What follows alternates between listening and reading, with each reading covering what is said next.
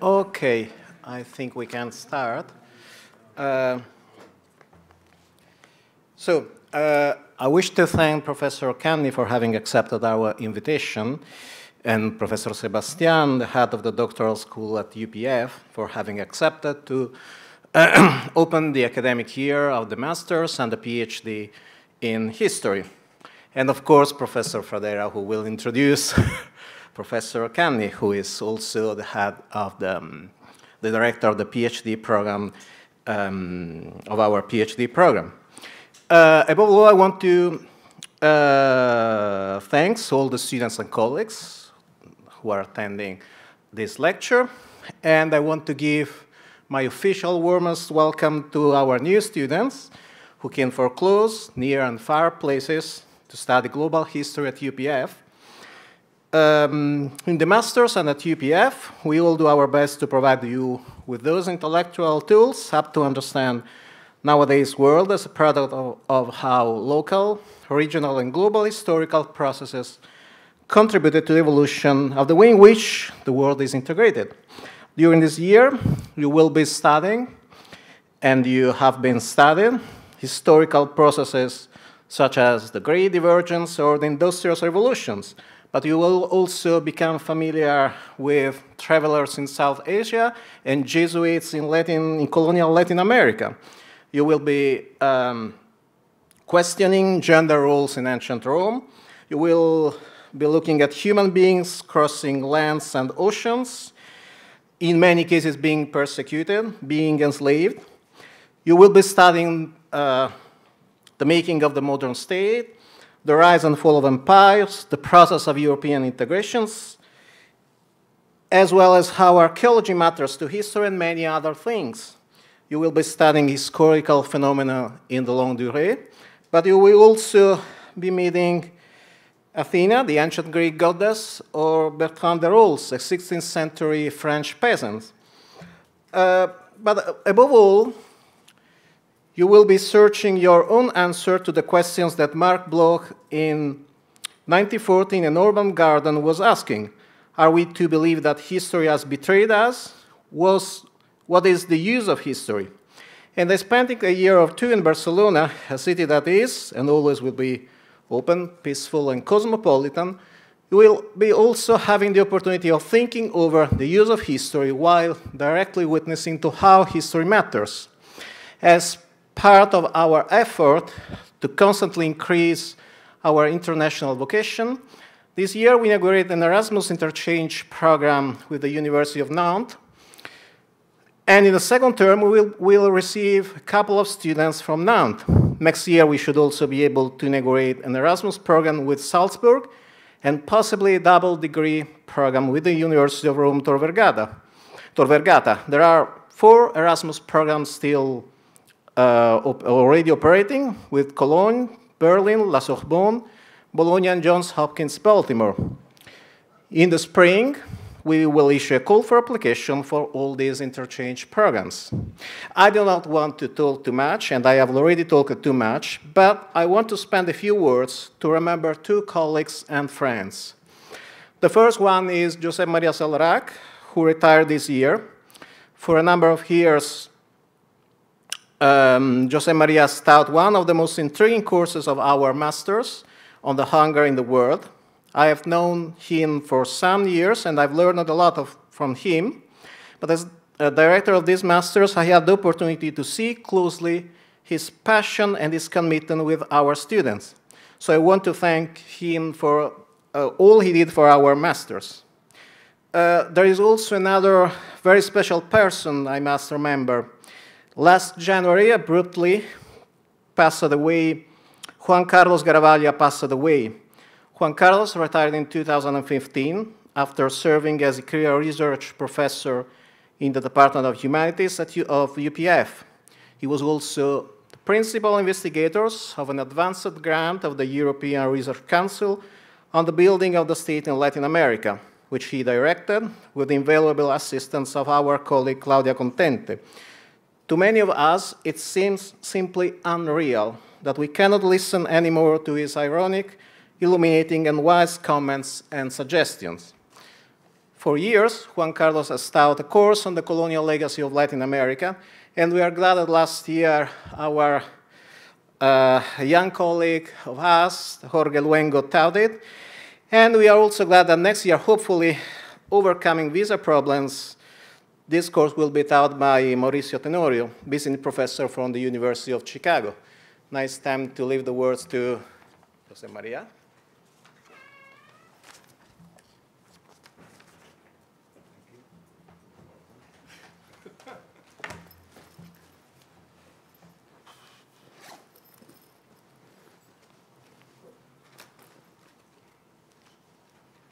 I can do it just by memory, but I prefer to.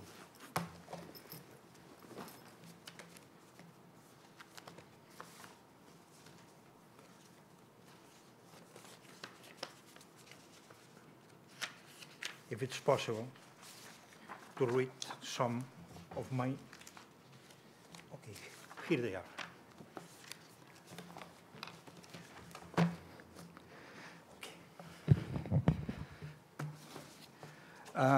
I don't have to talk very much because everyone here knows very well Professor Cani for a long list of books, articles, contributions, many edited books in many subjects that we are very much involved in our master degree and the doctoral dissertations. But I want to mention shortly some things that are important to me, at least and are important to remember. He's a professor of modern history, as you know, at the Galway University. It has been a professor there for a long period of time, until the present. Are you retired? Some way retired. Okay. But and he's one of the greatest Irish historians that still very active, as I know very well.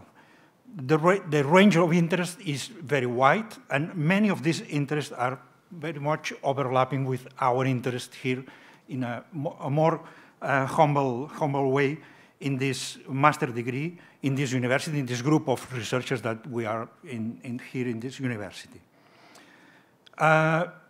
To me, as historian, Catalan, living in Spain, European, some way, quite recent, at least in this full degree that we are now, there are many things that are important. First of all, he started working hard in Irish history, a kind of Irish history that is not exactly the one that was taught at the time in this well-known theological patterns of national history that avoid some moments or sort of moments in time that are not very pleasant to remember. He started working on the Elizabethan times, the time of the English conquest of the island and the making of the Irish Pale as a first colony, in fact, of one of the future most important European empires. If I can phrase two books in one short sentence, this is the story of the making of an English aristocracy in Ireland, or kind of this. I know that I'm rephrasing Lawrence Stone in some ways, thinking on England, or rephrasing E.P. Thompson's book on the working class in 19th century. But this is the way I can think about this question. But this is not, Nicholas Cani didn't stop at this point and developed this in a way that, to me, from our experience here in this particular place, is very important to remember, and very important to reconstruct. I met for the first time, but it's impossible for him to remember this. I was introduced to Nicholas Cani long ago in Princeton by my boss there at the time, because he was very much involved in a kind of that's something that we can call an intellectual revolution at some point. The first step justifying this kind of master degree that we want to be involved here in Barcelona, and this is something that we can understand quite well. This intellectual revolution was to stop explaining European history as something that was perfect in itself, and to start looking at the fringes, the margins, the borders of Europe outside Europe.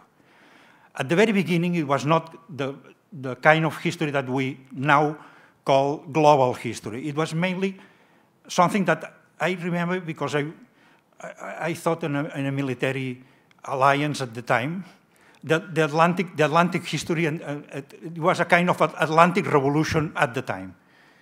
This is understandable from Ireland, and this is clearly understandable from the British Islands in general, and this was very important at the time.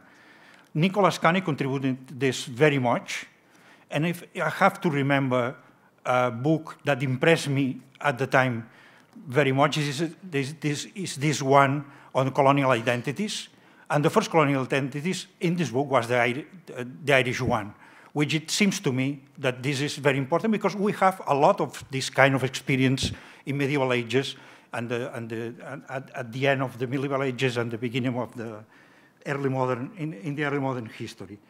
This was the first step till the more global revolution that we are now involved, trying to consider history as something that is related with the whole world. We cannot establishing fences between continents, between spaces, the places that are very much related, connected, interconnected, and so on.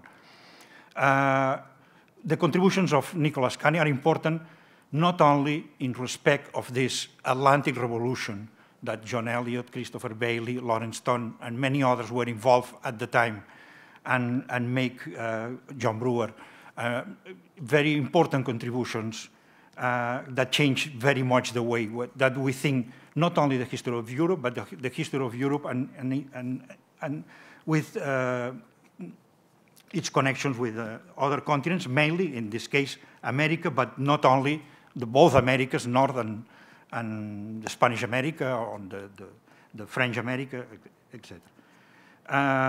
Nicholas Canny contributed very much at this point, at this moment. This Atlantic Revolution was the clue for the further evolution till a more open understanding of the world history in the terms that now are trying to practice, and he made also important contributions in this respect. I would like just to mention at least one more book very much related with immigration, Europeans on the Move, that impressed me so much because the range from 16th century, if I remember well, from 16th century till 20th century. And I remember this because this is not only Atlantic, it is something that involves the whole world completely, because the immigrants went everywhere at some point. European immigrants went there at some point, and now the immigrants from other continents into Europe are coming from everywhere as well. And we have, these are lessons of history that we can apply very much to our current circumstances. And the third book that I consulted many times, I have at home and consulted many times, is the first volume, if I remember well, of the history of the British Empire. The general editor was Roger Williams, Lewis, if I remember well. But Nicholas Canny edited the first volume. This is not a kind of series of conventional books on the British Empire that we have a pile of this, and some of them are very, very useful, some of them not that much. This is something different. This is a very well planned, imagined and developed series of volumes that cover very much everything that was important in the British Empire, in a long term in the British Empire. Only mentioning these three contributions, it's enough to say that Nicholas Canny had been a permanent presence in the historiographical debates of the last 25 years, if I can say this, I guess. But I want to remember again that this started in a very clearly break with some Irish traditions of considering only a part of history and noticing that you can be as local as you want if you are capable of being at the same time able to combine this with the Atlantic history at first, the world history at the end, which is the fact of human beings all over the world, that it's something that we have to remember.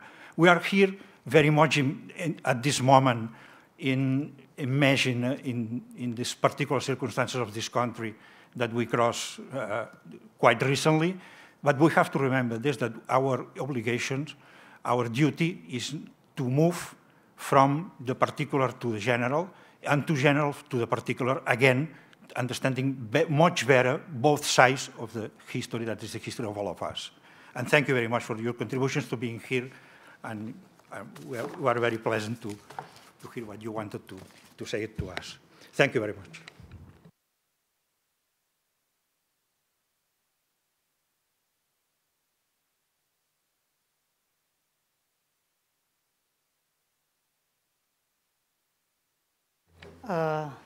Nicholas Canny, that I will do my opening words in Catalan, as I'm here as representing the university, so he's aware more or less what I'm going to say. Bé, primer de tots, el que us voldria donar és l'enhorabona i la benvinguda de part de la Universitat Pompeu Fabra en aquest màster. Aquest és un màster que té una llarga tradició, si no estic equivocada, aquest és la novena edició del màster, la qual cosa i sempre ha tingut una acollida molt bona, i això dona una idea de la importància que té el màster i els estudis en història dintre de la universitat. Els estudis de màster és una cosa que acaba sent un pont per molts de vosaltres, o per alguns de vosaltres, entre el que és el grau i el que serà després fer una tesi doctoral, i per tant s'espera que alguna de les coses que vosaltres aprengueu aquí tindran a veure amb com desenvolupareu després la tesi doctoral. Però per un altre costat, per nosaltres, serà el final d'un ensenyament reglat i obrir-vos en el món, o potser ja esteu treballant i us servirà per ampliar els vostres coneixements. Sigui el que sigui, el màster és una part molt important en l'ensenyament universitari i dins la Pompeu és una part encara més específicament important perquè ens lliga aquests dos mons més relacionats amb la vida professional o més relacionats amb el món de la recerca. I tampoc em vull enrotllar més perquè aquí hem vingut tots a escoltar el Nicholas. I encara que la meva intervenció té que ser purament institucional, I cannot but say something that as a non-historian but a close friend of Nicholas, he opened my eyes at the ERC to the humanities and to history. I'm an experimental psychologist and nothing further away almost, I cannot say nothing, but plenty of things that are far away. History is quite far away from my interests. However, he made me really love history and humanities. So you have a unique opportunity of listening to the person who taught me to love history and humanities. Thank you for being here, Nicholas.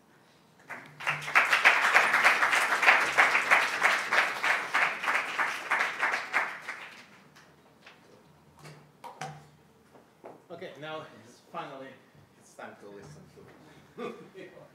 Well, thank you very much for all of those flattering remarks, and thanks especially for having invited me. It's the first time I've been to Barcelona, so I spent a wonderful day yesterday admiring a beautiful city. And I propose today to speak from notes rather than to read notes to you. And I'm not quite sure what your time constraint. I know that the seminar goes on until 8:30 or something like that, but I shouldn't speak for more than an hour. And I can always stop at the French Revolution if I find him going too long at that point. But I intended to bring this down to yesterday, more or less.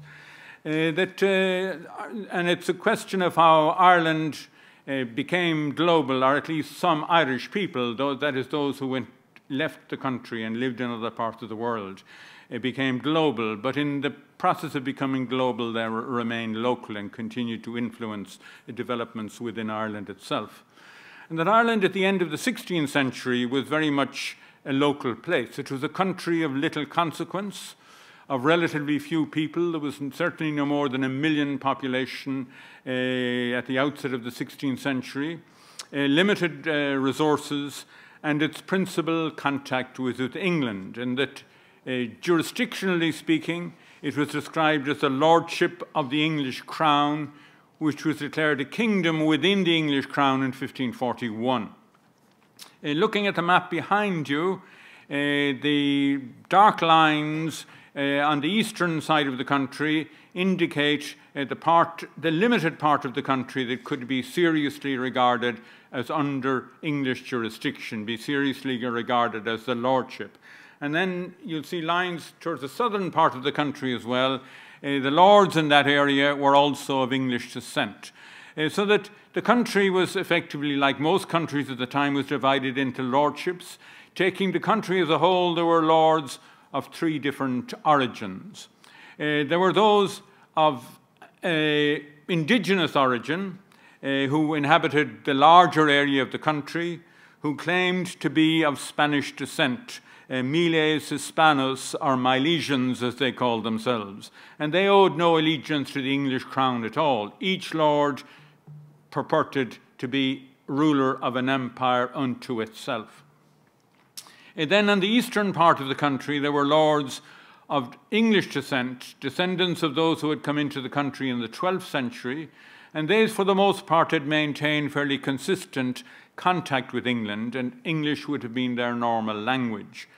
And then you have, in the third area, lords of English descent who had become Hibernicized in some way through a process of intermarriage with the indigenous population of the country. And their allegiance to the English crown was very limited, even though they would still have borne English names.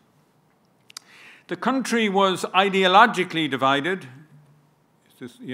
in that if you want to take one text, or 2 texts rather, there were texts written in the 12th century by Gerald of Wales, or Geraldus Cambrensis, describing both the Anglo-Norman conquest of the country, but also giving an anthropological description of the inhabitants of the country at the point when he arrived, which, for his perspective, justified the invasion of the country from England on cultural grounds, that these were a primitive people and that the English, by moving in, were effectively bringing them into historical time, that they didn't have any history previous to this, and that from this point forward their only history was being drawn from this primitive state into a state of a civil condition, which clearly hadn't been achieved yet by the 16th century. And the other perspective was those who rejected this proposition, and that the Irish, as I said,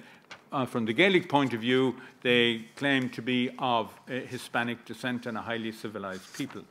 So this is the ideological difference. That in commercial terms, the country was of little consequence.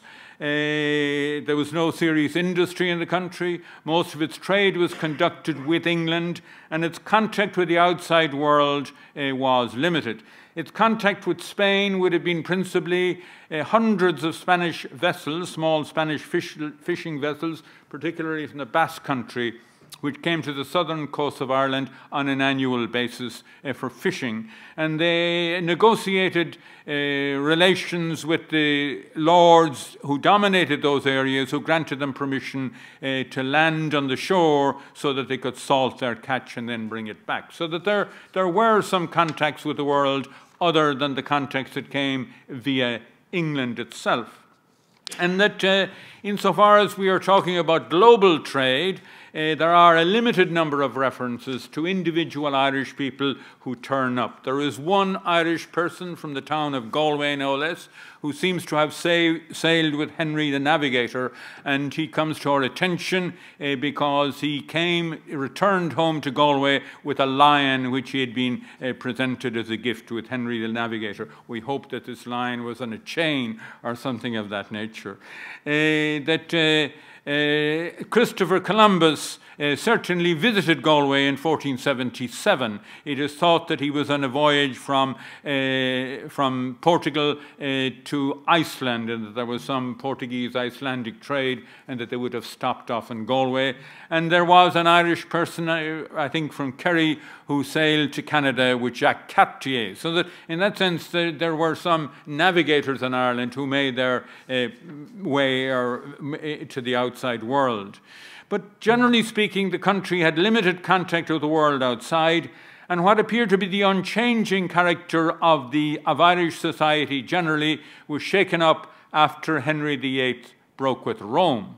And not that Henry's breach with Rome had any direct or immediate association with Ireland, but it is with the development of time that England and then Scotland become self-consciously Protestant societies over the course of time, so that if you take a date like 1580, that certainly English society could be regarded as a Protestant society, whereas Protestantism made relatively little inroads in Irish society.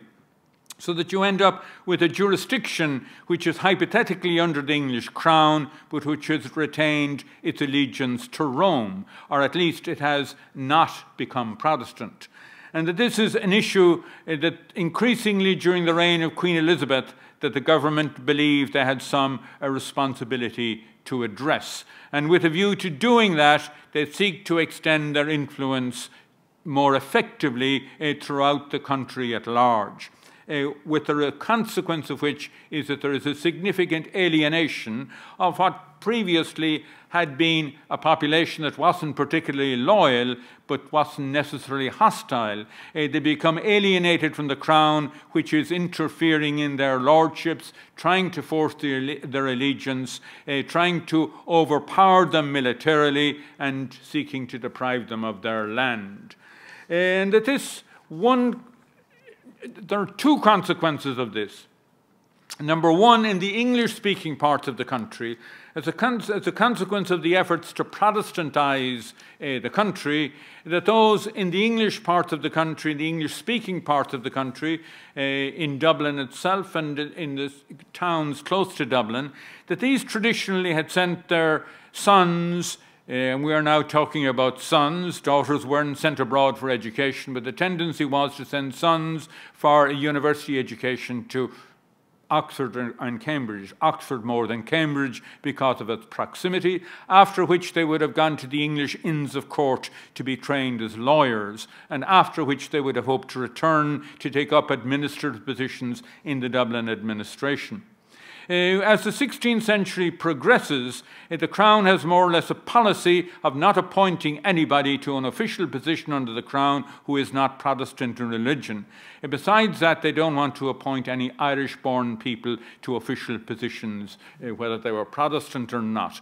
So that in that sense, the investment of sending sons to be educated professionally with a view to taking up appointment under the Crown loses its purpose, so to speak, if they're not going to be appointed. So the tendency from the end of the 16th century forward is to send sons instead to continental Catholic universities, initially to Spain and afterwards in Flanders, particularly to Leuven.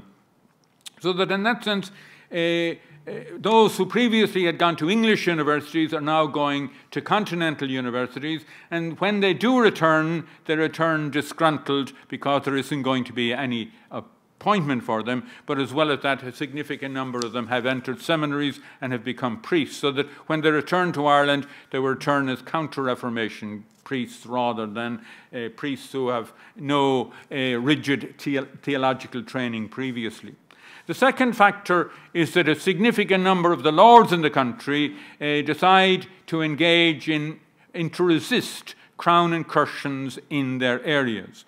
and that resistance becomes more serious from the 1570s forward, because in 1570 Queen Elizabeth has been declared excommunicate by the papacy, after which it becomes possible for Irish lords who are engaged in insurrection against the crown to make overtures to continental powers, to the papacy, to Spain, to France, seeking on religious grounds to obtain military support with a view to assisting them in their resistance to crown incursions in the country, which means that insurrection in Ireland becomes more serious from a crown perspective with the passage of time. And it becomes particularly serious after 1588. You will realize that in 1588, this was the year of the Spanish Armada, when Spain invested what by any standards was an enormous resource in attempting the invasion of England itself, which proves to be a disaster.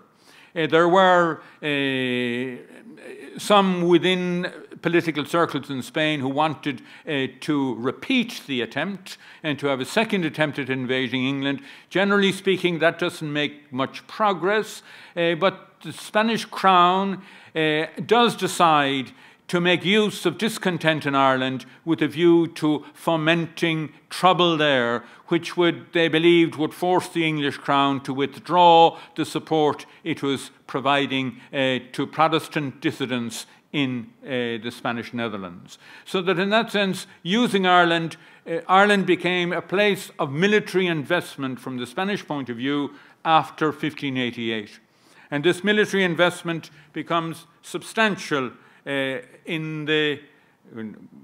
we're moved ahead of ourselves. It becomes substantial in the 1590s in that they provide support to Hugh O'Neill, Earl of Tyrone, who leads the most serious insurrection against the crown, which is organised from Ulster, and that persuades the Spanish government ultimately to send a fairly significant military force which lands in the southern part of the country and leads to the crown, the English crown, increasing the size of the army up to 20,000 men, which by the standards of the 16th century was a very substantial military support, which effectively brings about the bankruptcy of the English state, they have to devalue their currency because of the intensity of the military invasion in Ireland. And and ultimately this insurrection fails. The invading Spanish force and the Irish who had come from Ulster to support them are defeated by the English army. And in the beginning of the 17th century, Crown forces have established their effective authority through all parts of the country, and they begin systematically to introduce what are called plantations. These are segments of British society into Ireland with a view to having a landowning elite who are going to owe their primary allegiance to the crown. That essentially is the story of the 16th and the beginning of the 17th century. You continue to have periods of resistance through the 17th century, leading to further insurrections, which we'll deal with briefly, and which lead to ultimate defeat also. So the history of Ireland from the late 16th and 17th century is a sequence of military defeats. We are now talking, or I am now talking about the consequence of these military defeats. The consequence is that those who have been primarily involved in insurrection against the crown have no place in the country after they experience defeat. So that each time a military defeat is suffered, you have a significant exodus of people from the country, most of these, in the first instance, being fighting men. So that the former soldiers at the end of each war, in the beginning of the 17th century, again in the 1640s, again in the 1650s, again in the 1690s, you have significant number of Irish fighting men leaving the country and going to seek their lives as soldiers in continental countries. The first batch of them, so to speak, for the most part join the Spanish army, and they are stationed in the Netherlands. So that you have an Irish regiment fighting in the Spanish forces in the Netherlands during the first half of the 17th century. This continues through the mid part of the 17th century, but some go into French service as well as into English service in the mid-17th century. And then in the 1690s, there is an exodus of 19,000 fighting men in the end of the 1690s, and these almost entirely go into French military service. So that's one segment that leave the country. The second element who leave the country are people who belong to the Gaelic learned classes, lawyers, poets, but particularly priests. These are subject to persecution at the end of each of these points of insurrection. And when these leave the country, they find refuge, at least in the beginning of the 17th century, they find refuge in the series of Irish colleges which have been established in Spain. So that leads you, that illustrates where the principal Irish colleges were established: in Spain and Portugal, in Lisbon itself, in Madrid, in Alcalá, in Salamanca, etc., etc. There were a series of Irish colleges established with support from the Spanish government and with support from the Spanish church, with a view to providing a place of refuge for people from Ireland who were already who were already clergy, but also acting as seminaries to provide training for people who weren't already priests, who now wanted to become priests, and that not only were they providing them with training to become priests, they were facilitating their return to the country afterwards.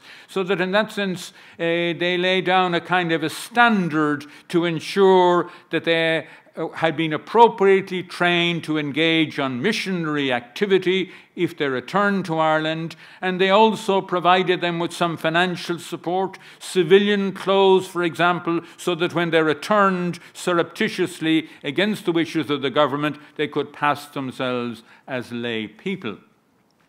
That others, colleges and the famous colleges established at Leuven as well, again in 1607. So that from the beginning of the 17th century forward to the 1630s, you have an establishment, a sequence of colleges, and then one is subsequently established in Prague. And this is replicated in France, again from the middle of the 17th century forward into the 18th century. So you have a sequence of Irish colleges throughout France, except that in France, as we will deal when we'll be dealing with the Irish in France, where the Irish colleges were established in France, it was principally where there were communities of Irish emigres settled, particularly merchant communities, and it seems to be principally the merchants in exile who were providing support for the colleges, rather than, in the case of Spain, the support coming from the government and from the Spanish church. And then when the fighting men went, then the women follow them, so that in that sense you have the establishment of Irish communities in exile coming into being in the places where the Irish soldiers were stationed, in the various garrison towns, particularly in the Low Countries where Spanish soldiers were settled. Then you had families essentially brought into being as well. And certainly from the beginning of from the middle of the 17th century forward, particularly after the Cromwellian conquest of the country in the 1650s, you have significant communities of merchants from Ireland who are forced into exile, because one of the objectives of the Cromwellian confiscation of the country was to gain control of port towns, and therefore to expel the merchants from those towns and to bring in English Protestant merchants in their place. So these merchants, for the most part, went to whatever ports in continental Europe they had trading, their families had trading with previously, and using those associations, they tried to establish themselves in business, and as you might expect, the business was of a more marginal nature, so that you find in the 1650s and in the 1660s a good number of Irish merchants in exile are engaged in the privateering business.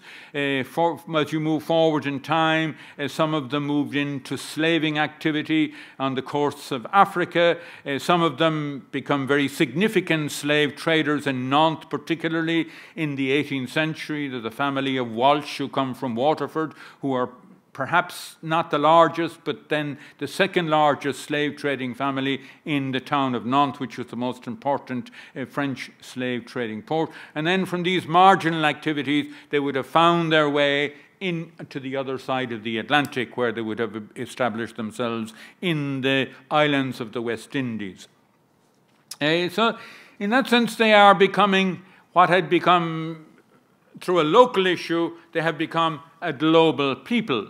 But they have been a global people who continue to have local perspectives, in that we saw already with the clergy who have gone into exile, their ambition is to return to the country from which they had left. Indeed, the whole purpose of establishing these Irish colleges was to provide a training for missionary priests who would return to Ireland and try to sustain Catholicism against the wishes of a Protestant state. Equally well, those who became officers in foreign armies had an interest. Well, first of all, they had an interest in returning to the country if opportunity offered. So in that sense, you find that the Irish in exile in Spain tend to be a fairly militant group politically, and are using what influence they have through the French nobility to try and persuade the Spanish crown to disregard the peace which they had entered into with London in 1604, assuring them that in the event of a further outbreak of war, that an invasion of Ireland will immediately prompt an insurrection, that you will have plenty of supporters there. So the ambition of those who have gone into exile is, if opportunity presents itself, to return and to recover the lands which they had lost to the point of exile. And a significant number of them do return from the army in the Spanish Netherlands in the 1640s, when an insurrection occurs again at the point of the War of the Three Kingdoms. Again, those who go into exile in France in 1690s, they do have an ambition to return, or at least they do toy with the idea of return down to the 1740s. The government is always fearful that they will return, but the opportunity doesn't ever present itself. And I think from the 1740s forward, when I think the idea of returning is a romantic idea rather than one which is any practical reality. But another point of contact is that those who go into military service, and particularly those who are officers, can be useful only as long as they have soldiers in the ranks. So that while they establish these regiments at the point of emigration, soldiers die. Soldiers tend to die more rapidly than members of the civilian population, not so much dying in battle, although that happens as well, but most of them die from disease and they have to be replaced. So that those who establish themselves as officers, initially in the Spanish army and subsequently in the French army, they have to send agents back to Ireland with a view to recruiting a continuing out-migration of young men who will join the ranks so that they will keep up the complement of soldiers in the ranks. So that in that sense, while you talk about this Irish migration, and something like 200,000 people leave Ireland between the beginning of the 17th century, say 1600 and 1740, something like 200,000 people go into exile in various places in continental Europe. But while the larger number of these are bulk migrations which occur in the immediate aftermath of war, you have this continuing outflow of people, both people who are going as soldiers into the ranks, younger sons of whatever Catholic gentry survive, younger sons who have ambitions to become officers, who again leave the country with becoming officers in these Irish regiments, and then young men and young women who are entering into the religious life. So I mentioned seminarians earlier, but convents are being established as well, and young women are entering into convents, particularly in Spain and the Low Countries, but later again in France. and that these maintain contact with their home countries. Now, I think I've moved very far ahead of my notes.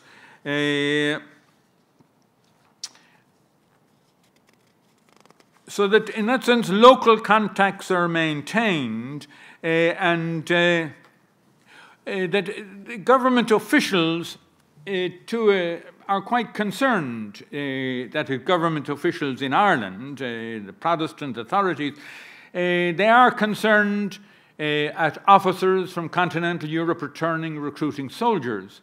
But to some degree they turn a blind eye to this and allow the activity to take place, because effectively they are ridding the country of a restless element who might be the cause of trouble in the event of a foreign invasion occurring. So that in that sense they have to calculate, is it desirable that this continental contact continue, or is it more desirable that you get rid of these young men? And generally speaking, they allow the young men to make their careers abroad. They are more dubious about young men particularly being recruited as priests, but they can't prevent that from occurring. And while they are aware that after they are ordained, a large number of them are returning, de facto, even though this is against the law, de facto they have to turn a blind eye to them conducting their ministry, because if there is to be a total clampdown on the practice of Catholicism, then this is going to lead to considerable discontent among the Catholic tenantry who are paying rents to their landlords. So that in that sense, a kind of a calculus is made there again, and the calculus is more or less on having rents collected more regularly, and the persecution of clergy occurs only intermittently. It is only at moments of crisis that priests or bishops are arrested and executed. At moments of crisis politically in England, or at moments of crisis in Ireland, or at moments when a possible foreign invasion is believed to be being planned, that they might take action. But for the most part, Catholicism functions in the country.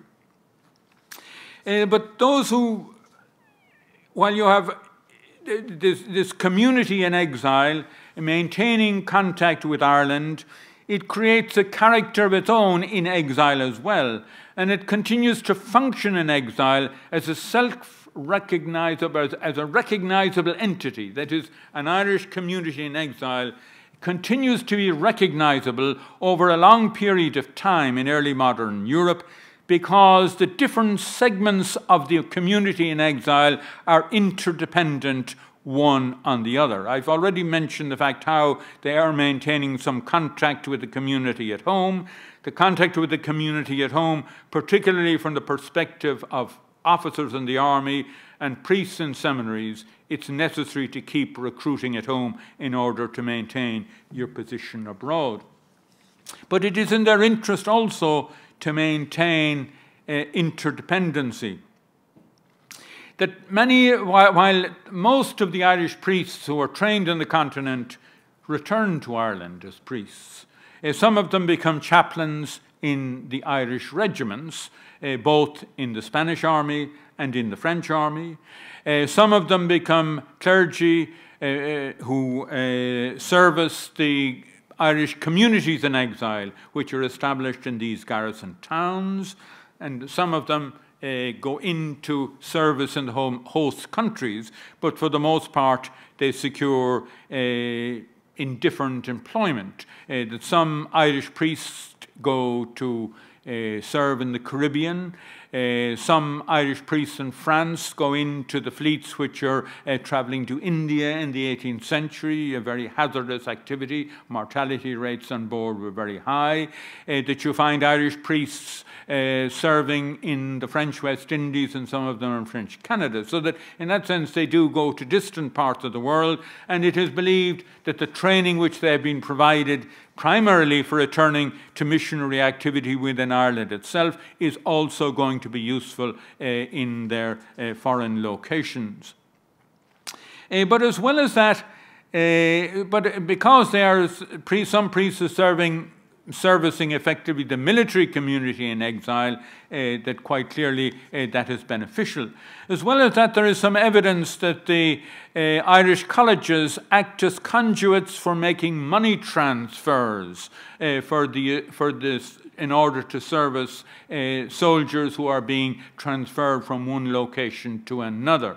The colleges also appear to provide some language training for young men who leave Ireland and who come to the continent with a view to become officers in foreign armies. They might associate themselves with seminaries in order to be trained, to get some linguistic training in Spanish or French before they actually enter into the regiments itself.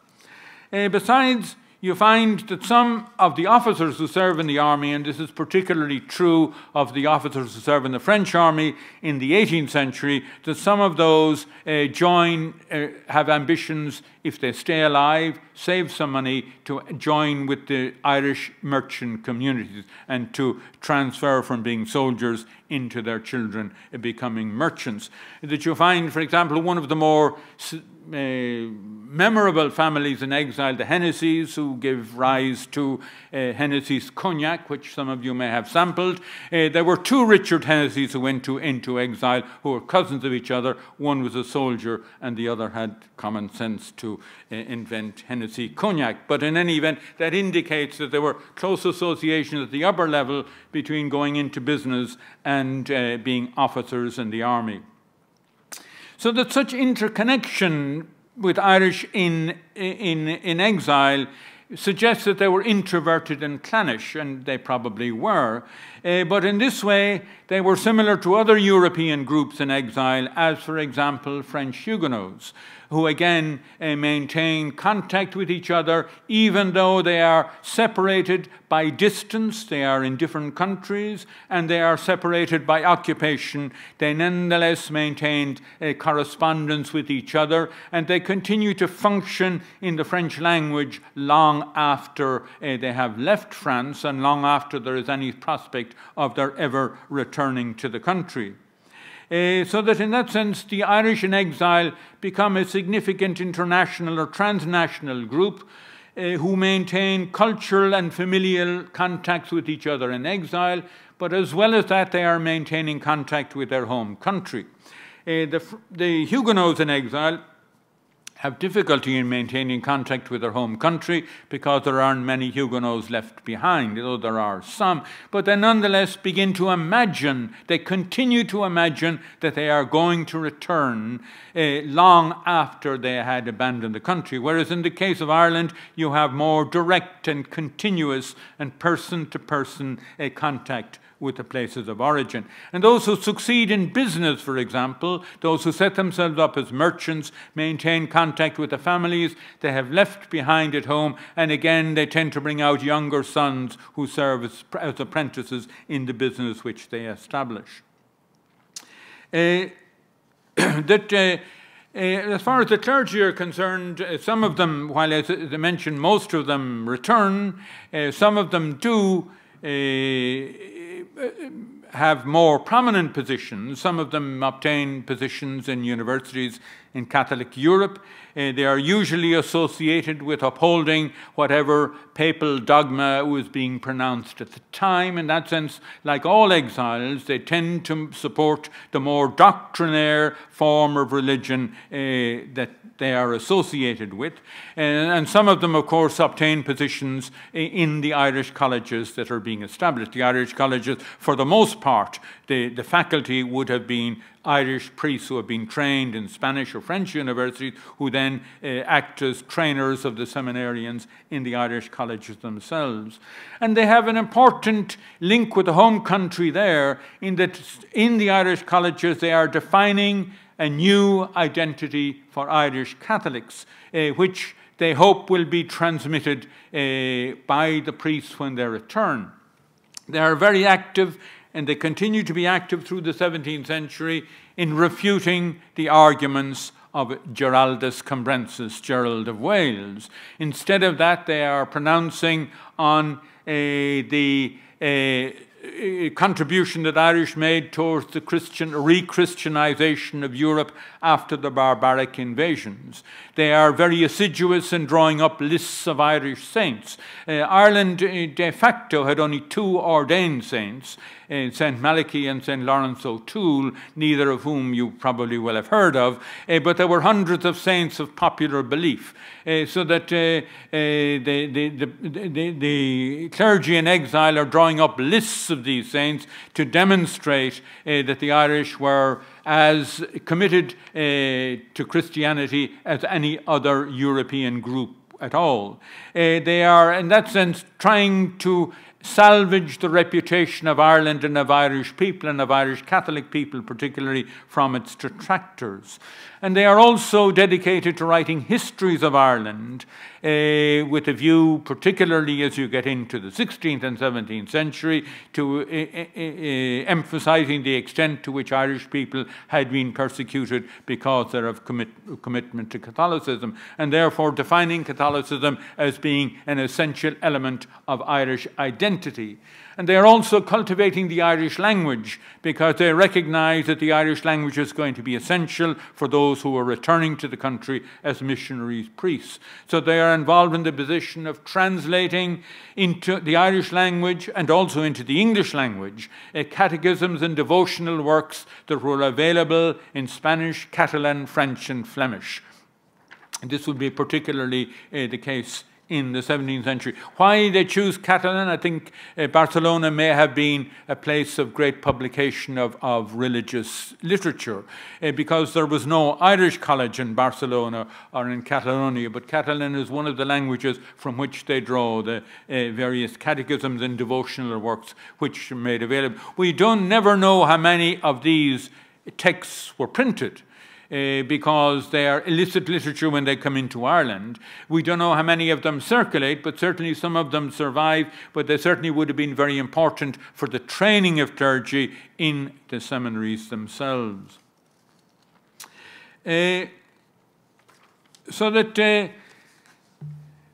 some of them become priests outside Europe, and some also begin to enter into military service of the host countries, so that you find that Irish military officers, Igor Perez Testado, who has looked at the Irish immigrant community in the 17th century, recognizes that there is a limit to how high they might move in the Spanish hierarchy.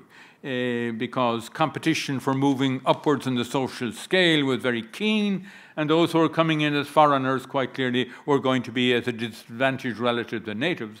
He finds that there were a disadvantage also relative to English people, that English people who moved into Spain had a better chance of moving up in the social hierarchy. But he finds that if they volunteered for service in the Caribbean, for military service in the Caribbean, they had a better chance of moving up into the military hierarchy, and from there a significant number of them move into Spanish viceroyalties in Central and South America, or a very limited number achieve coveted positions in Spain. But looking at the Irish community in Spain who achieved prominence, particularly in the 18th century, that this, as Oscar Recio Morales has pointed out in his work, some of you may be familiar with his work of the Irish community in Spain in the 18th century, and that one of them, Ricardo Wall, effectively becomes a prime minister in Spain, that these were people who initially had moved into France, and they come into Spain with the Bourbons taking over control in Spain. So that would suggest that upward social mobility was more possible in France than in Spain, and that this group of Irish people who rise to prominence in 18th century Spain are people, for the most part, who move in with the Bourbons. But once they move into Spain, then they cultivate and patronize those of Irish origin who are already established in Spain, whose origins would have gone back into the 17th century, which again, I suppose, is providing evidence of the clannishness of this group. But as I said, those who went into those who went into business were involved in, for instance, in the first instance, in the new trades and privateering, which is hazardous. They become involved in slave trading. And even those who move into the wine business, and the people are involved in the wine business in Cadiz, the people of Irish origin in Cadiz, as well as in Bordeaux or in the area surrounding Bordeaux, they are involved in marginal activity in wine production, so that their principal contribution in the Bordeaux region is by mixing what were regarded as inferior wines with wines which they imported from Spain, which were more full-bodied wines, and they found a market for, effectively, claret in England particularly, and also they are exporting significant quantities of this to Ireland.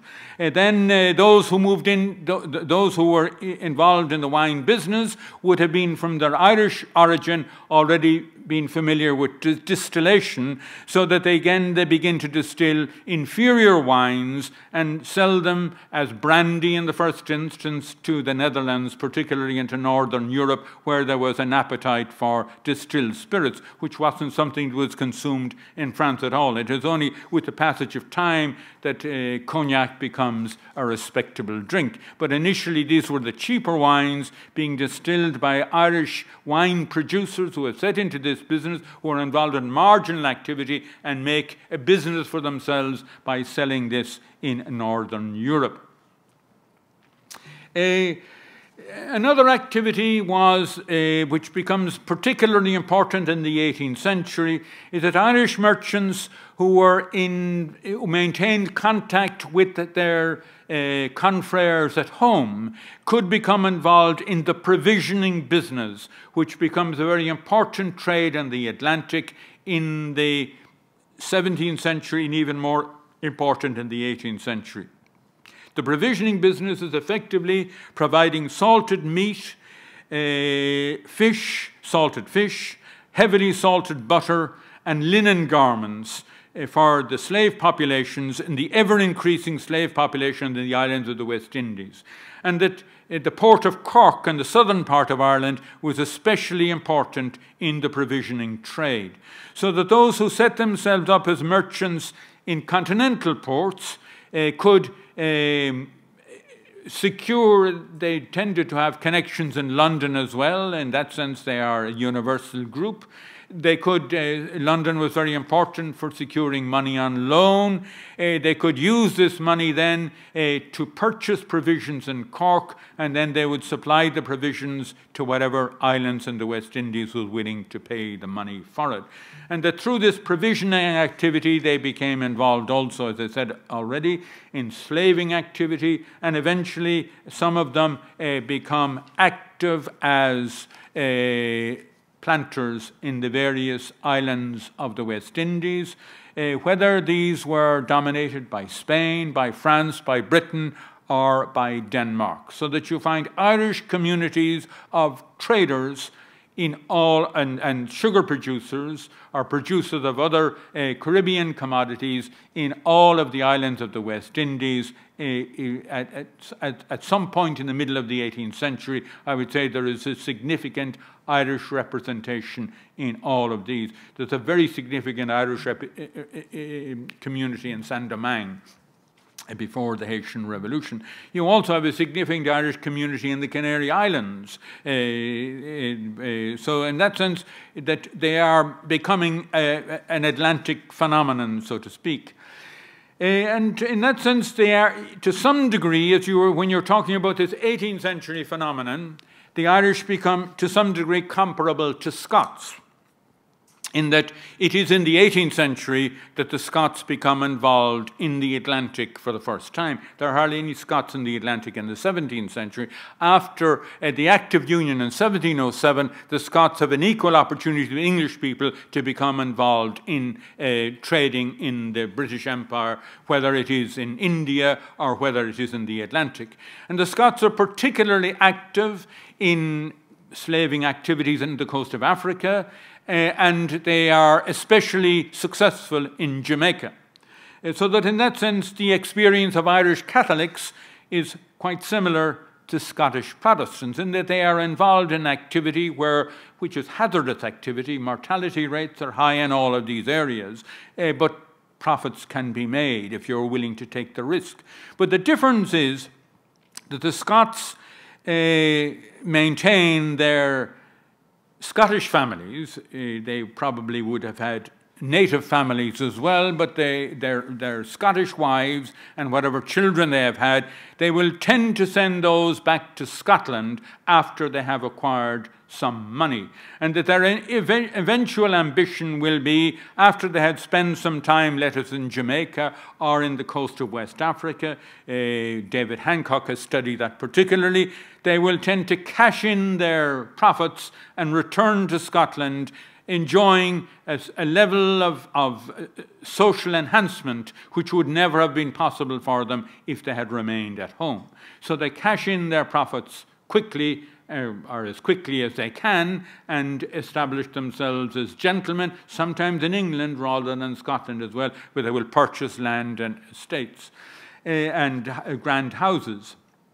Emma Rothschild has studied this phenomenon as well, whereas this was not possible for Irish people who succeeded because it was not permitted for Irish Catholics to purchase land. So the returning to Ireland, having made good, was not possible for them. So that to some degree they continue to reinvest in their Caribbean activities.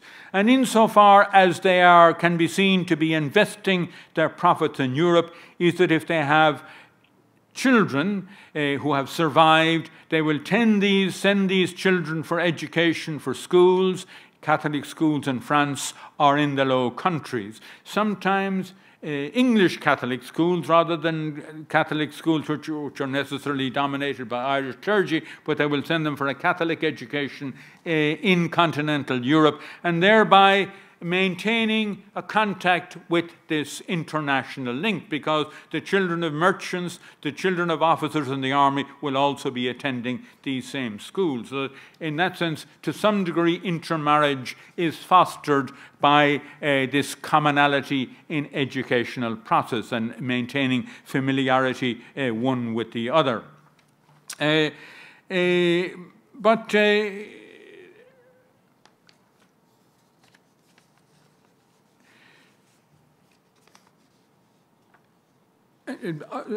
So that in that sense, this familiarity one with the other, regardless of which islands they were serving in, means that this particularly facilitates their involvement in what is known as intercolonial trade.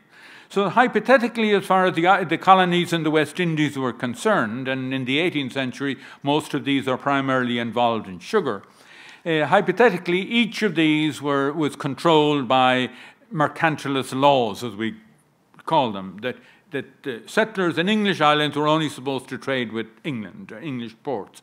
Settlers in French islands only with France, settlers in Spanish islands only with Spain. And that all of this was fine in theory, but in practice there was no administration in place to enforce these regulations. And that the community on the islands had no objection to the development of intercolonial trade. You could trade commodities from one island to the other, even though it was against the law to do so.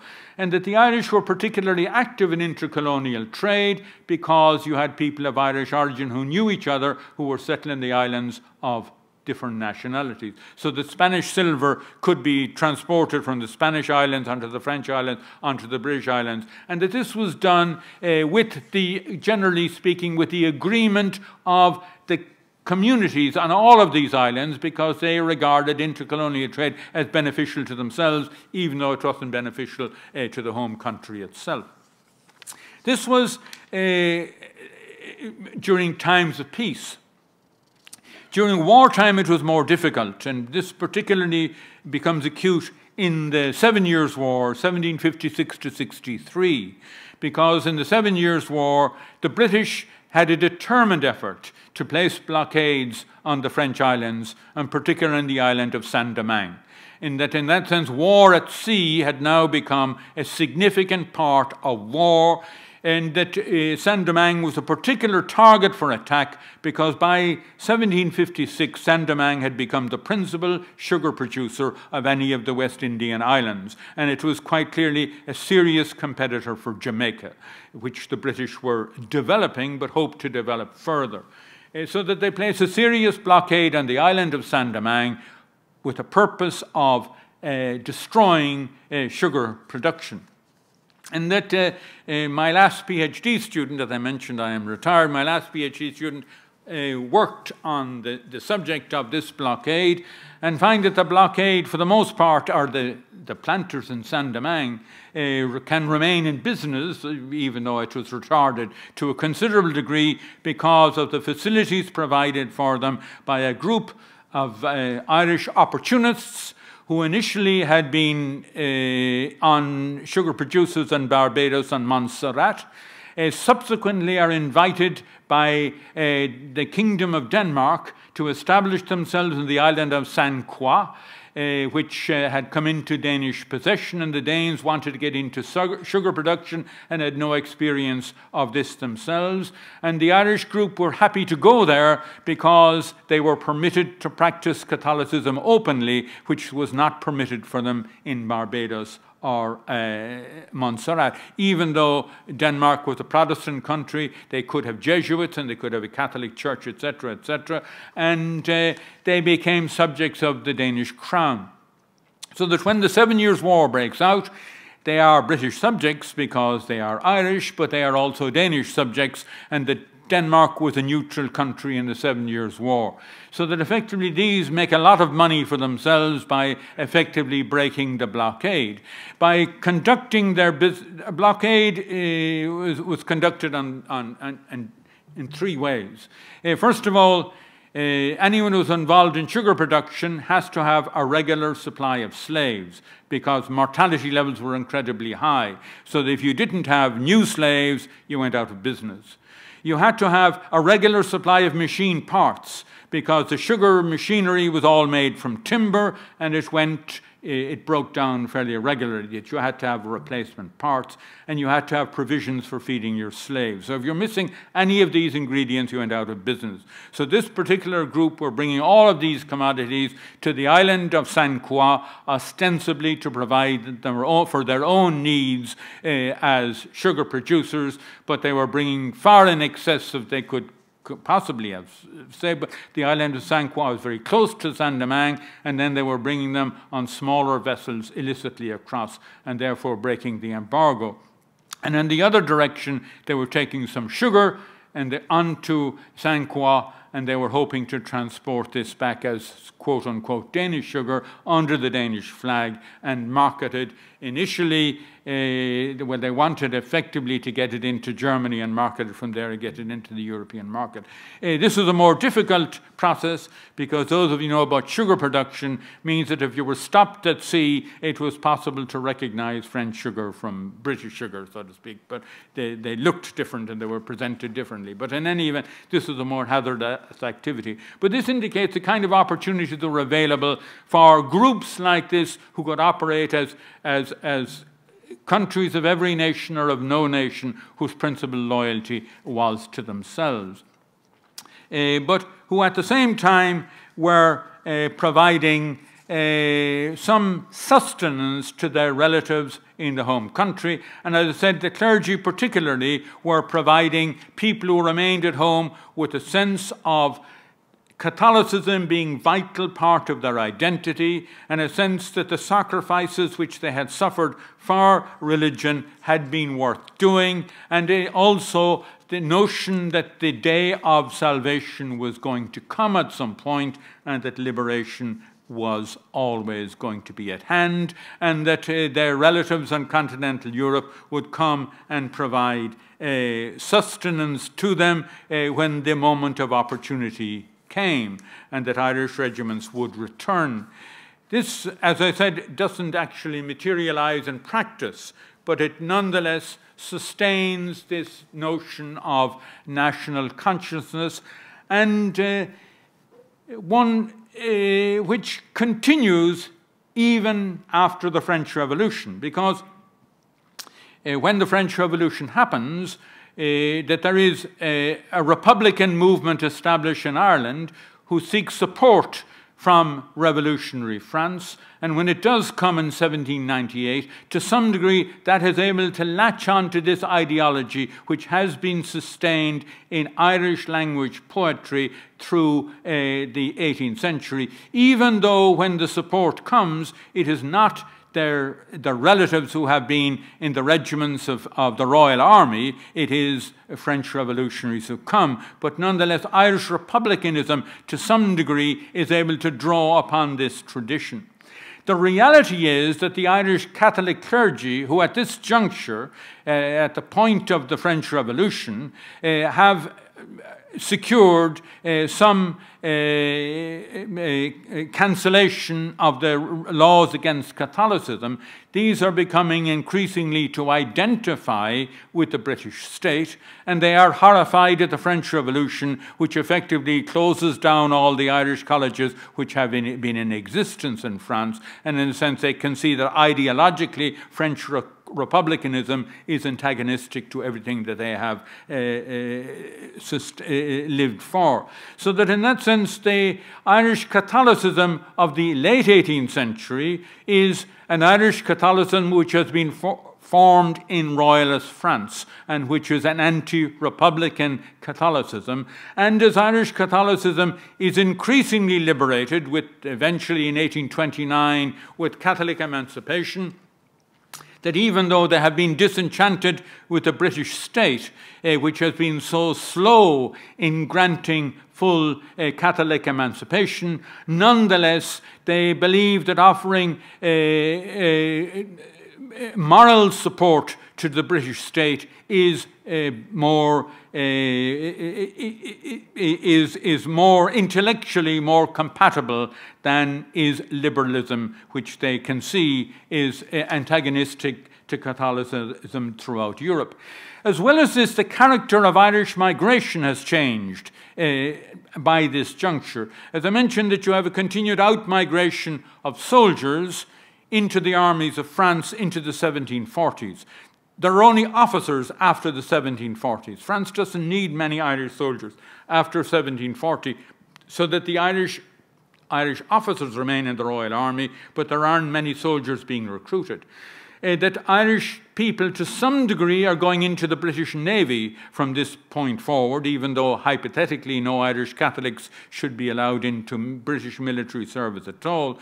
But in 1792, the prohibition of Catholics serving in the British Army is removed, and that you have significant numbers of Irish men joining as soldiers in the British Army from 1792 forward, and that from there forward to the First World War, that the Irish are disproportionately represented as soldiers in the ranks. That is, Irish Catholics are disproportionately represented as men in the ranks of the British Army in whatever theatres they were fighting with. So that in that sense they become involved in other empires, but it is in the British Empire on this occasion. But the other factor was that Irish people had begun to emigrate to mainland North America in very significant numbers through the later part of the 18th century, Irish Protestants as well as Irish Catholics, and it continues even to a greater degree as you get into the 1790s, a very significant out-migration, and this becomes a huge outflow of people as you move into the 19th century, so that you have well over 1 million Irish people emigrating to North America, some going to Canada, some going to the United States, but a very significant outflow of people. So they don't have to go into military service. There are more amenable employments, more lucrative employments, or more employments where you might stay alive more a longer period of time than going into military service. And as well as that, you have significant numbers of Irish people going everywhere the British flag flew, so that the establishment of colonies of white settlement, Australia particularly, to some degree in New Zealand, in Canada, you have large numbers of Irish community, Protestants as well as Catholics, settling in these areas. So that you, in that sense, the Irish Catholic Church, which becomes effectively liberated from state interference from 1829 onwards, and becomes a very active, ultramontane missionary church from the post-famine period onwards. So that Irish Catholicism between 1860s and the 1960s is a very productive church as far as producing priests, nuns and brothers are concerned. It must have produced more per head of population than any other country in the world, I would say. And it becomes a very large number of these clergy are serving in the Irish communities in exile which are settled in North. These are poor Irish people who are not going to return to Ireland, but the Irish Church is very active in training clergy to provide for the spiritual needs of its emigrants in Britain itself, in North America, in Australia and in New Zealand. But as well as that, they are engaged in mission. They have ambitions to establish missions in other parts of the world as well. And this is the point at which I will finish you. To some degree, this ultramontane Catholicism is associated with Cardinal Paul Cullen, who served as an archbishop in Ireland between 1849 and 1878. Cullen is the first Irish person ever to become a cardinal. He has been trained in the Irish College in Rome. He has spent a good number of years in Rome before he returns to Ireland in 1849, and he is the person who is generally associated with the revival of Irish Catholicism in the 19th century. Probably too much credit is being given to one man, but he certainly is involved very heavily in the establishment of new seminaries and the development of the existing seminary, which had been established by the British state in 1795, who wanted to prevent Irish people from going to France as seminarians, lest they become into contact with revolutionary ideology. They provided money for the creation of a Catholic seminary at Maynooth. But I will introduce you briefly to a nephew of Cullen, Patrick F. Moran, or Moran as he might be called, I refer you to him because I happen to be working on him at the moment. But he is quite an interesting person in that he is a son of Cullen's sister, or Cullen's half-sister, who becomes orphaned at age 11. Both of his parents have died, and Cullen at this point is in Rome, and he invites this nephew to come out for his further education.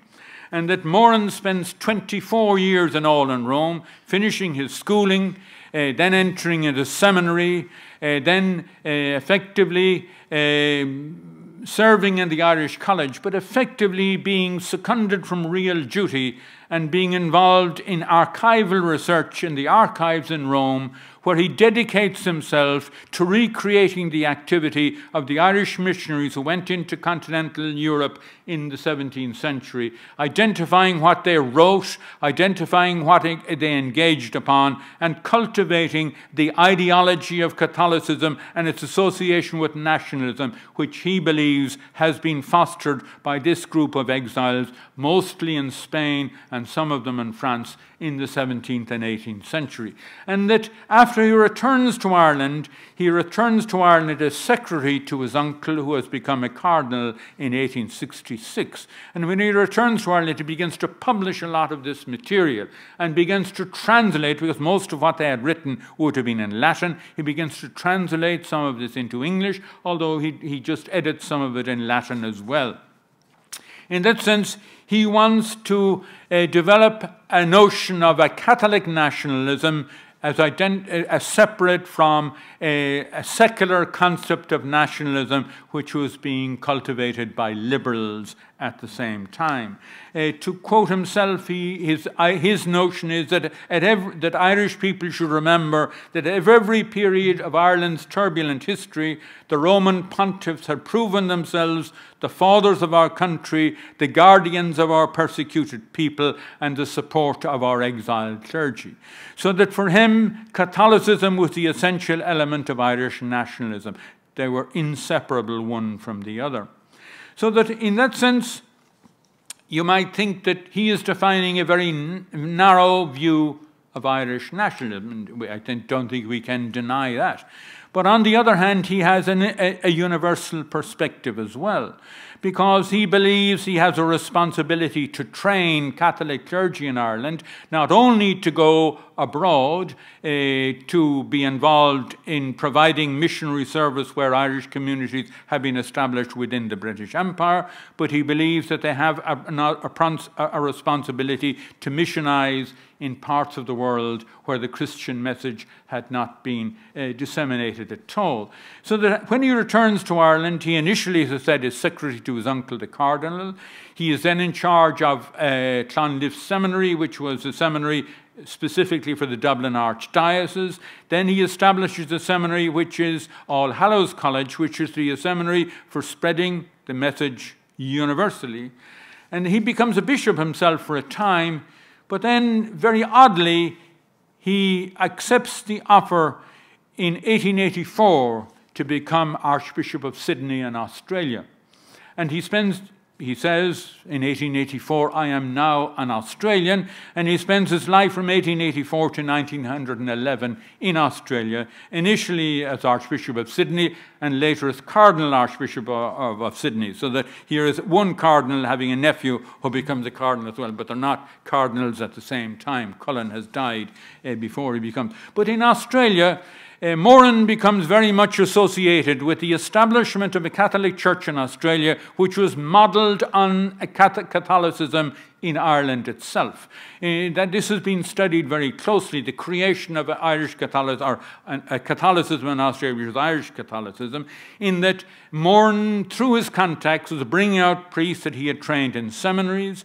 These, in turn, communicated with nuns in the parishes where they had served in Ireland before they went out, persuades these nuns to send out novices who established convents in the communities where Irish people are serving, with a view to establish an Irish Catholic schooling system which create for the Irish Catholic community in exile.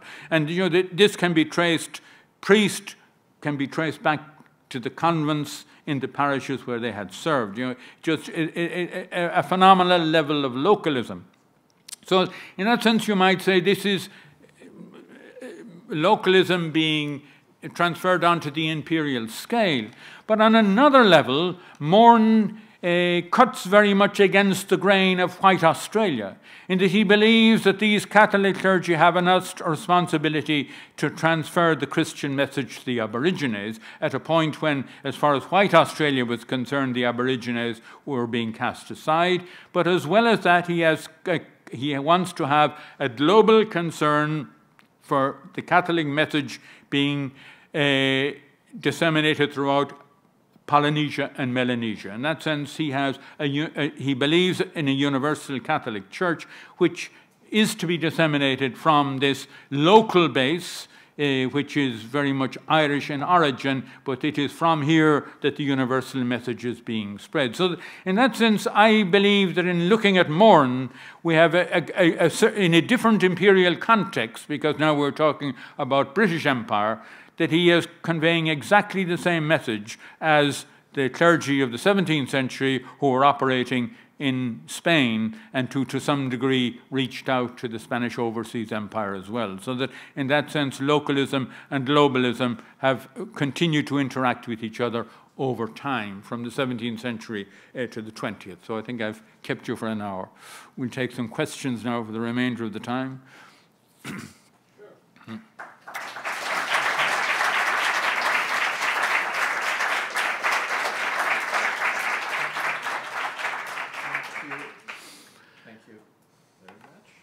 Thank you very much. I suppose there are questions. Many thanks for this very rich talk. I always learn so much from listening to you. Yeah. I'm struck by the contrast between the success of the religious connection in the long centuries of English penetration in Ireland in the 17th and 18th centuries. I mean, from the late 16th century onwards. I mean, and the failure of the military attempts again and again to play the Irish card by the enemies of the English crown, whether the Spanish or later the French, I imagine. So the question is, I mean, Do you have any thoughts about that contrast? Well, I don't think the Spanish are interested in playing the Irish card only in the 1580s. From the 1580s down to the beginning of the 17th century. Thereafter, they're not playing the Irish card. They're not much interested in Ireland at all. The people who are interested in Ireland are the Irish clergy particularly, any of them who have access to court, who will interact with the groups of the Spanish nobility who are for an aggressive policy against England, but effectively that group don't succeed. So that in that sense, Spain is not particularly interested. So insofar as Spain facilitates further activity, it is in the 1640s in that they permit the soldiers who are in the Irish regiment in the Netherlands, they permit those to return to Ireland. You know, they could have said, no, you belong here, we won't allow you to go, and to bring your arms with you. So that in that sense, that is an important ingredient. But from that point forward, from the middle of the 1640s forward, particularly in the 1640s and 1650s, France and Spain are vying with each other to get control of armies from Ireland that will have to go to continental Europe after they're defeated in fighting in Ireland itself. They want soldiers into their own armies so they can fight against each other. So that, you know, in that sense, they're not particularly interested in sending soldiers from France or Spain to go to Ireland. They want, because they're continuing to fight with each other down to the Peace of the Pyrenees in 1666, I think it is. So that, in that sense, they want Irishmen into their own ranks. On the other side of the picture, there's no doubt about it that the survival of Catholicism as the religion, the dominant religion of Ireland, that no more than 25% of the population of Ireland are ever, no more than 25% are ever Protestant, you know, that taking the whole island. Maintaining Catholicism as the dominant religion of the country, that would not have been possible were it not for the activity of the seminaries. Yeah. Thank you very much for your interesting talk. I would like to ask you a question that was always in my mind when I was writing my dissertation, which is deals with the English Pale, because I did a dissertation on the reducciones, on this process of gathering the Indian populations into towns, and particularly in Peru. And I remember when I was reading your book that you wrote something about Henry Sidney, who was an ambassador, I guess, in Spain during 1553, 54, during Queen Mary's reign, yeah. And it was interesting, though, because I was, of course, I was thinking that when I was learning about the English Pale, that it was an English invent, but in fact, probably it was not.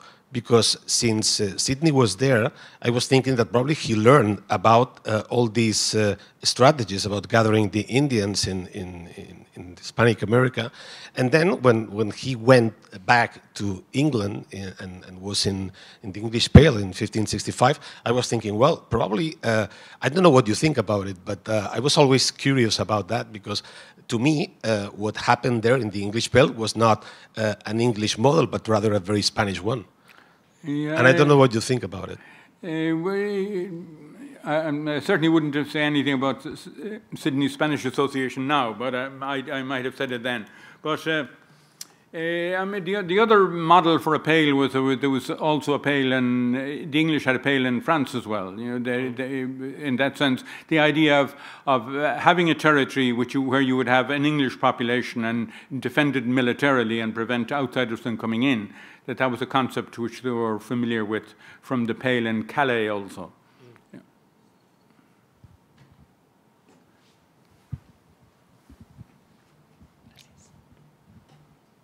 So you've beautifully traced the global connections, the global dimension of Irish history throughout the ages. But my question was not so much about history, but about the links, the space that these global links occupy in Ireland today. So someone going through primary, secondary, higher education in Ireland today, what sense do they get about these global links? And also, could you give us a sense of the space that these global links occupy in Irish academia? How many people are there who are exploring them, and what are the new directions and the gaps in our knowledge? Because you mentioned a PhD student that you had recently, and we have a lot of master students sitting here. Like, if they wanted to work on Irish history from a global dimension, what should they look at? Yeah, well, to your first question, happily I don't have any direct dealings with what's happening in school in Ireland today, but it's pretty awful.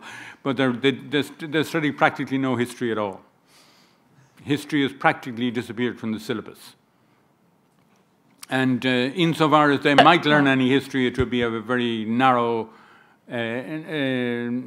nationalist kind, and it would be dealing with primarily late 19th and 20th century history.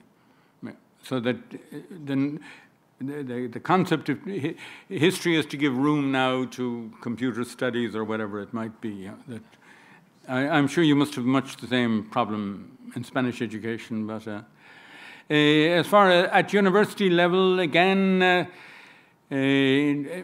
while I studied, I technically retired from university in 2009. I was actually in university until 2011. But there were always plenty of history students, and there were always some very good history students, and there were always more people wanting to do PhDs than there was any possibility of them ever getting employment in the academic world.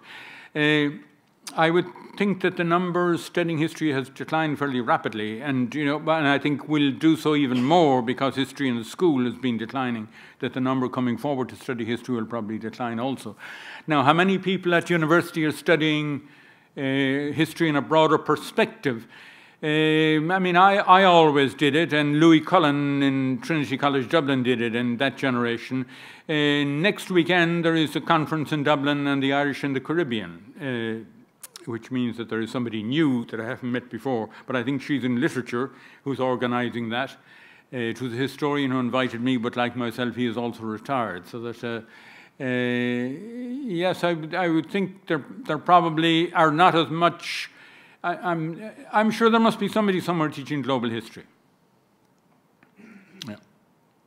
Whereas I taught courses on Atlantic history, but I stayed away from global history. Yeah. And it never appeared in any syllabus that I taught, so to speak. Okay, we have G, then Joachim, then at least one student. Thank you for a wonderful talk. One question: those of us who are contemporary historians, we very much understand this Irish in the world question as a by these transatlantic migrations following the famine, and then obviously in the 20th century.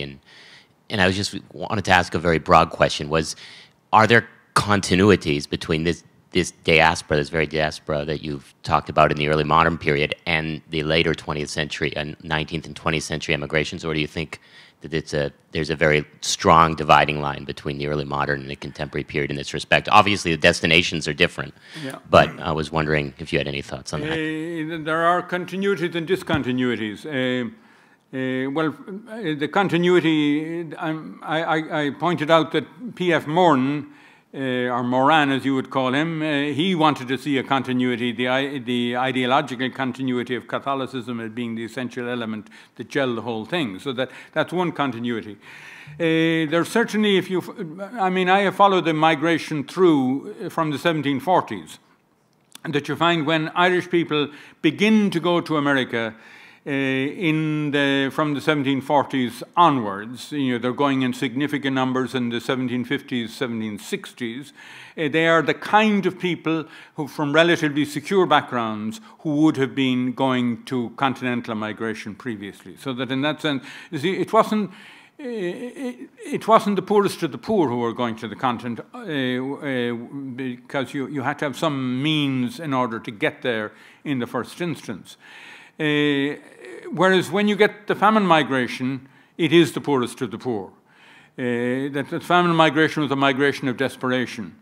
And in that sense, the people from the very bottom of the social scale, well, of course, the social scale has increased dramatically through a demographic explosion. The very poorest are expelled from the country or die at the point of the famine and migration. So that in that sense, a different type of person has begun to emigrate during the mass migrations of the 19th century. And particularly during the famine years, in other words, perhaps in the decades before the famine, when the population had increased very rapidly, and maybe the decade or two after the famine. Once you get down to the 1880s and 1890s, migration again comes to be a more calculated thing. And that you have to have some forward planning, but you now have the phenomenon of chain migration. In other words, that if a relative has preceded you and have some means, that they will send the cost of the passage home in order to bring the person out, which is getting over the notion of the total destitute being just put on boats in Liverpool and sent off across the Atlantic and sink or swim after that, you know. But that is a very peculiar migration, the actual famine migration itself. You know, in the same way as almost any migrations of destitution, such as what we're having and coming across the Mediterranean right now, you know, we hope that these are very exceptional phenomena which are explained by particular awful, gruesome circumstances leading to them. But long-term migrations, people tend to have some degree of calculation associated with them. Hello. I wanted to ask 2 questions to you about the medieval period and the modern period. The first one, if you know if there was some similarities between the English pattern in the conquest and colonization of the island of Ireland in comparative with the conquest and colonization of Catalan in the island of Sardinia in 14th and 15th centuries. And the second one about the modern period, if there was some paper, the Parliament of the Kingdom of Ireland in the 17th and 18th century in the Irish overseas trade, as it had the Parliament of England. I didn't get your second. As far as the first one is concerned, I don't know anything about the Catalan settlement in Sardinia. I mean, I don't know. I mean, I certainly never saw any parallels being drawn. Insofar as any parallels are specifically drawn, it's to the expulsion of the Moors is sometimes referred to in the beginning of the 17th century as expelling the Irish was equivalent to that.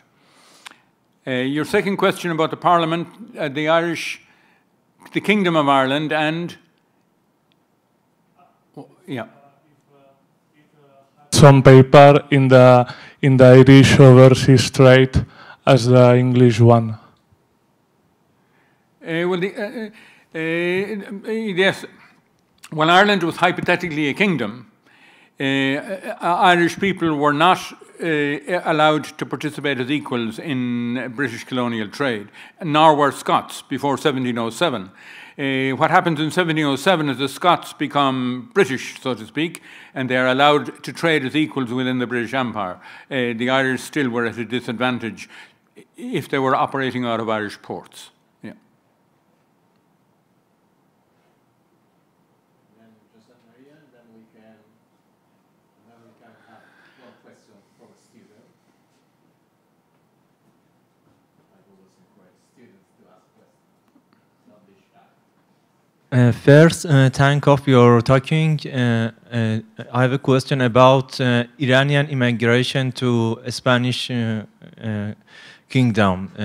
What's your opinion about Iranian immigration from 16th century to Spanish country, and has the most effect by Iranian culture effect? Migration from Iran to Spain, from 16th century. I thought in the 16th century that the Spanish government were more concerned to expel Islamic peoples rather than to invite them.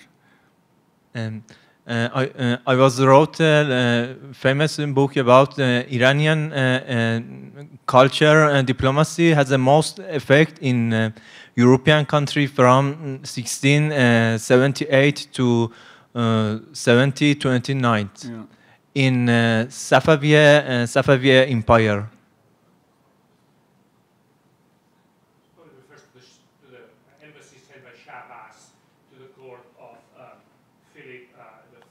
Yeah.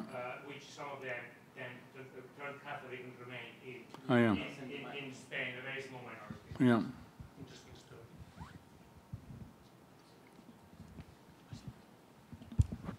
Going back to Ireland and to military defeats and all of this, we know we share some ideas about this, but I thought maybe that perhaps would be nice to say something about the Republican tradition in Ireland. Since the time of the French Revolution, at the time of the United Irishmen, Wolfton and so on, because at some point, or maybe some way you suggest a kind of strong Catholicism able to resist, able to adapt, able to adjust to these circumstances in 19th century, and even then to develop a quite recatholization of the island in 19th century and having even more strength than before. Yeah. But it was at the same time a Republican tradition. Yes. I don't know till what point is inimical with this Irish Catholicism of the mass population there, or is something that it have contradictions one with another. Well, I could keep you here until give you another lecture, but effectively the Republican ideology which emerges which is defined in 1798 is primarily Protestants who were behind it. Some of them Church of Ireland Protestants who had been alienated from the dominant religion. And particularly Ulster Presbyterians, who again resented not being treated as equals with their Church of Ireland equivalents. And some Catholics do engage in the 1798 insurrection, particularly in Wexford. It is thought that they are engaged principally because there was Wexford had a significant Protestant community in Wexford, and they billet troops in the Catholic population to ensure that they don't cause trouble, which causes an alienation, and that's the principal reason why they become associated with 1798 insurrection. But nonetheless, it justifies the idea that Irish republicanism defines an Irishman regardless of religion. Catholic, Protestant, and dissenter is the terminology at the time. And that most of Irish republicanism from that point forward certainly pronounces agreement with that. You know, going forward from there up to the Fenians in the 19th century, and I'm sure down to Mr. Adams today, whether in practice that is real or not.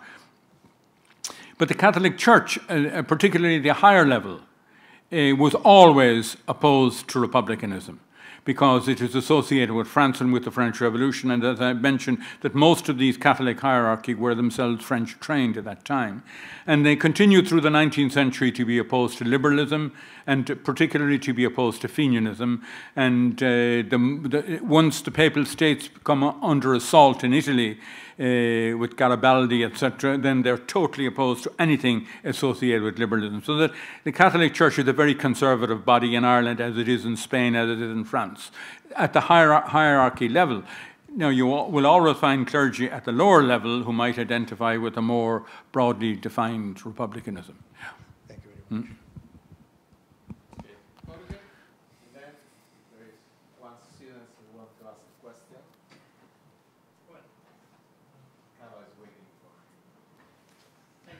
Yeah. For your talk. I think you have beautifully shown the connections between Ireland and other parts of the world, and more importantly, the mechanisms and the actors that make that possible.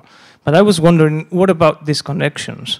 because despite being so strongly linked to the British Empire and to Spain, important regions of the global scale, like such in India or other parts of Latin America, besides the Caribbean, seems to be absent in your talk.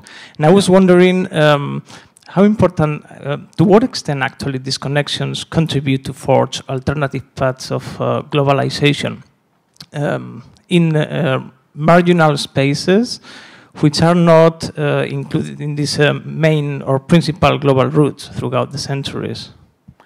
Well, I think I mentioned South America briefly in that. I said some of the Irish who went to the Caribbean end up in other more extensive areas. They move from the Caribbean onto Spanish America. So that the emergence of people like Bernardo Higgins and such people, that is the route by which those people get there. Rather than going, they don't go directly from Ireland out there. They go through Spain or through the Caribbean onto the mainland.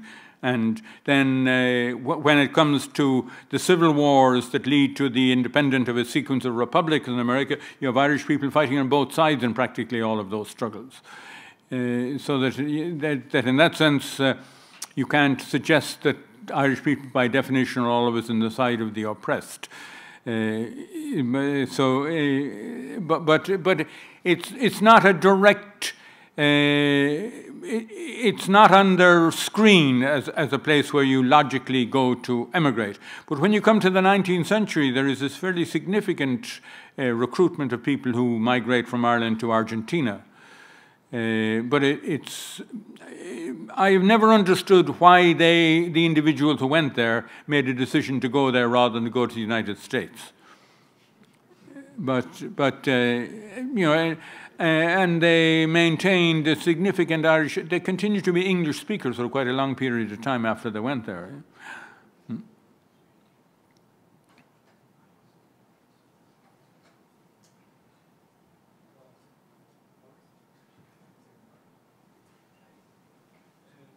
Hello. No. Thank you so much for your talk. I'm quite interesting about when you were talking North America when Protestant Irish and Catholic were there. Yeah. I would like to know if they share how was the interaction with these communities. I mean, was more important where you were born? Was more important the religion that you have? And how was the interaction? Yeah, and that's a very good question because my talk was almost entirely about Catholic Irish. Protestant Irish through the 17th century and continuing down to the middle part of the 18th century, insofar as there was an Irish Protestant migration to continental Europe, it tended to go to Protestant continental Europe. So that you do have some Irish Protestants in the 30 Years' War, for example, fighting on in the Protestant armies which were opposing the Irish regiments in the Catholic army. So that in that sense they were on opposite sides. Insofar as the two of them begin to go to the same places, it is when the possibility of migration to North America occurs in significant numbers from the 1740s forward, because the ships were leaving either from Dublin or from Ulster ports, and they were taking Catholics or Protestants regardless, and that the migration to North America in the first instance would have been primarily Protestant, largely Presbyterian, but then Catholics see an opportunity there as well. There is no evidence of an antagonism between the two groups at the point of their migration. And indeed, to come back to the republicanism, there are significant groups from both communities who are settled in Philadelphia after the 1798 rebellion. Because a lot of those of the Republicans who have been involved in the 1798 rebellion end up in America. They are attracted to America because America has just become a republic. And they settle either in New York or in Philadelphia, larger number of them in Philadelphia, and they become involved in Republican politics. And they try to mobilize both migrant populations, Catholic and Protestant, to identify with American republicanism at that particular juncture. As you move forward later into the 19th century, there is less Irish Protestant migration to the United States, or what becomes the United States, than had been the case in the 18th century. That Irish Protestants are more inclined to move to Ontario than they are to Kentucky, as they had been going previously. So that some Irish Catholics do move to Canada as well, so in that sense they move side by side with each other. When Irish Protestants migrate in the 19th century, if they migrate to places where Protestantism is the dominant religion, they tend to identify with the host community as part of the elite, whereas Irish Catholics tend to identify themselves as Irish Catholics as being excluded within the community itself. Yeah. Okay, last question. Yes, thank you for the conference. One last question is between local and global is that in the early 17th century, in the wars between France and Spain, all the war, the competence of these two competing powers for furnishing Irish soldiers into their own regiments, there was a geographical connection in Ireland of the origin of these soldiers, they wanted to go with preference to France regiment or to a Spanish regiment. There was a local in Ireland geographical distribution of the refurbishment of these regiments? To some degree there was. People who came from Gaelic backgrounds tend to identify more with Spain, and people who come from Old English backgrounds, that would be people of Anglo-Norman descent, they tend to be more comfortable with France. Okay.